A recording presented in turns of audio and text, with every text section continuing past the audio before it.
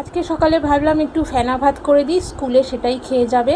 তো দেখো আলু সেদ্ধ দিয়ে একদম ফেনা ভাত করে দিয়েছি, প্রেশার কুকারেই করেছি। আর এদিকে একটু টিফিনের জন্য করে দিলাম চাউমিন, তো ওটা টিফিনে নিয়ে যাবে। তারপরে দেখো মেয়েকে এদিকে টিফিনটা ভরে দিয়ে তারপরে ওর আজকের বাইনে যেহেতু ভাত খাওয়া, সকালবেলা ভাত খেতে সময় লাগাবে, তাই জন্য বলছে মা তুমি খাইয়ে দাও, তো ওকে খাইয়ে দিলাম। তারপরে এদিকে দেখো ছেলে করতে বসেছে ড্রয়িং।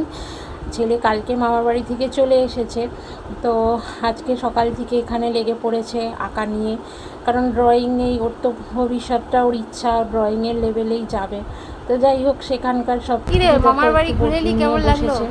কদিন তো ফোন ঘেটে ঘেটেই সময় চলে গেছে। মামার বাড়ি ভারী মজা, কি লিচার নাই। কি লিচার দিয়েছে মামা? তাহলে বল, মামার বাড়ি ভারী মজা, কি লিচার নাই। তারপরে এদিকে বাজার করে নিয়ে এসছে ওর বাবা। আজকে দেখো কত কি বাজার করে নিয়ে এসছে, তো গরমের মধ্যে বাজার করাটাও খুব কষ্ট। আর এদিকে এত শাক পাতা বাজার করে এনেছে, আমি ভাবছি এত শাক পাতা কখন রান্না করব। কলমি শাক, পুঁই শাক, কত কি এনেছে, আবার ধনে পাতা, কত কি বাজারের থেকে শাক পাতা উঠিয়ে নিয়ে এসেছে। শাক পাতা খেতে তো ভালো লাগে, কিন্তু বন্ধুরা বেশি দিন তো রাখা যায় না, না এখন গরম পড়েছে, ফ্রিজে রাখলেও শাক পাতা নষ্ট হয়ে যাচ্ছে। তো যাই হোক দেখো এদিকে অনেক কিছু শাকের জিনিস নিয়ে এসছে। তো এই শাক পাতা তো একটু টাটকা টাটকা না খেলে এগুলো তো সব নষ্ট হয়ে যাবে, কিন্তু একদিনে তো আর এত কিছু খাওয়া যায় না বলো। আর রোজ রোজ শাক খেতেও ভালো লাগে না, তো যাক গিয়ে এনেছে যখন তখন তো রাখতেই হবে গুছিয়ে। তারপরে এদিকে সব বাজারগুলো দেখো আমি বের করে এখন গুছিয়ে ফ্রিজে রাখবো।